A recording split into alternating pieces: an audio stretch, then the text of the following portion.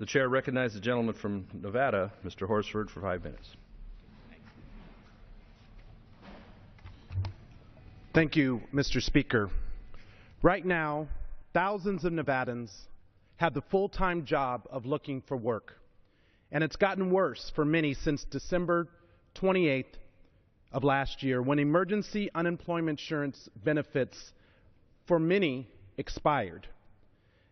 There are now over 2 million Americans, Mr. Speaker, who have been cut off from unemployment insurance because of Congress's failure to act.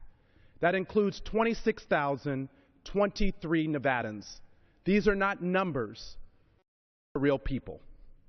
Every week that Congress fails to act, it is projected that an additional 842 Nevadans will lose their benefits each week during the first half of 2014. Nevada's economy has lost over $54 million because Congress has stalled. But I, along with many of my colleagues, have not forgotten about our constituents. Today, Democrats will sign a discharge petition to force Speaker Boehner and the House Republicans to bring up a bill to extend unemployment insurance benefits for all Americans who have lost their jobs at no fault of their own. These benefits are used to put food on the table, to put gas in the car so that they can go look for an interview, and to pay for rent.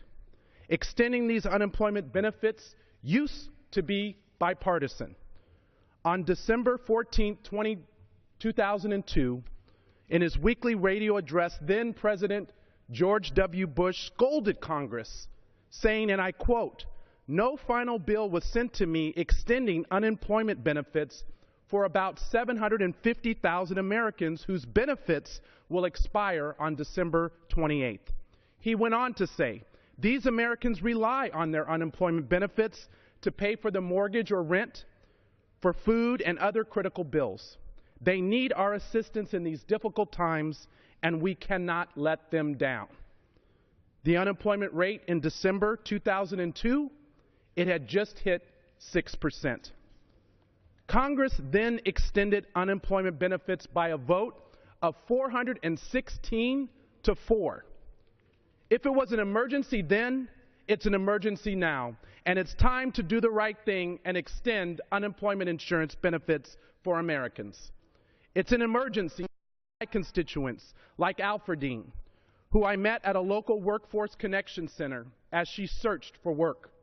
It's an emergency for Monty, who recently signed up for Medicaid because of the Affordable Care Act. He is homeless now, and because Congress failed to act, his unemployment insurance has been cut. It's an emergency for Tamika, who I brought as my guest to the State of the Union. She is an electrician, and she knows what it means to work hard, but has fallen on hard times and can't find work. The Nevadans on unemployment insurance that I meet are scrambling to make ends meet. And no one wants to live on unemployment insurance. And no, Mr. Speaker, they are not lazy. But despite repeated Democratic efforts, Republicans in Congress refuse to listen and have callously rejected restoring this vital economic lifeline that serves as a financial bridge for those who are looking for work. So this discharge petition is an extraordinary step. But for my constituents, there is no time for politics, and there is no time for waiting. Action to create jobs and build an economy that works for everyone must start with renewing unemployment insurance benefits for those Americans who were laid off at no fault of their own.